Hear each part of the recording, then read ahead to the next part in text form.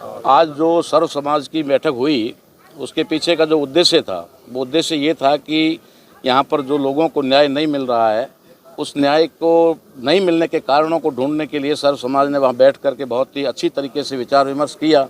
और उच्च अधिकारियों को जिस प्रकार से ये अधीनस्थ अधिकारी या छोटे जो आयु होते हैं अधिकारी जांच अधिकारी वे किस प्रकार से उनको गुमराह कर देते हैं और गलत इन्फॉर्मेशन दे करके उन केस को डाइवर्ट कर देते हैं, जिसकी वजह से भाई खत्ताराम के जो बॉडी का ये हाल हुआ जो एक अमानवीय कृत्य है और कहते हैं ना कि हर तरह से वो कहा जाए तो बहुत ही गुनाह है। लेकिन उस गुनाह के अंदर गुनाह करने वाले तो थे ही थे शामिल, लेकिन बाद में जो इन्वेस्टिगेशन करने वाले लोग थे वो भी कहीं न कहीं जातीय या फिर राजनीतिक दबाव में आकर के या फिर किसी न किसी प्रकार से वो गुमराह होकर के उस अधिकारी को गुमराह करके इस केस को 13 महीने तक जो है ओपन नहीं कर पाते हैं और उसकी वजह से एक मानव का ये हाल होता है।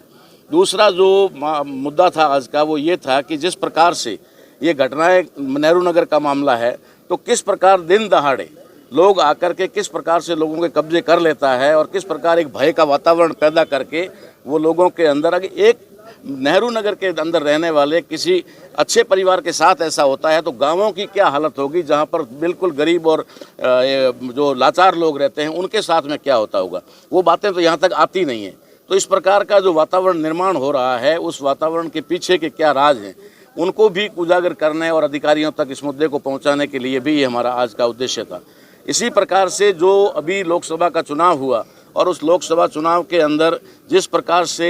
लोगों के अंदर एक भावना पैदा हुई और जातीय द्वेष भावना एक दूसरे के प्रति हुई और उसकी वजह से कुछ लोगों ने लोगों के साथ जो चुनावों के दौरान भी व्यवहार किया और उसके बाद में भी अभी तक भी एक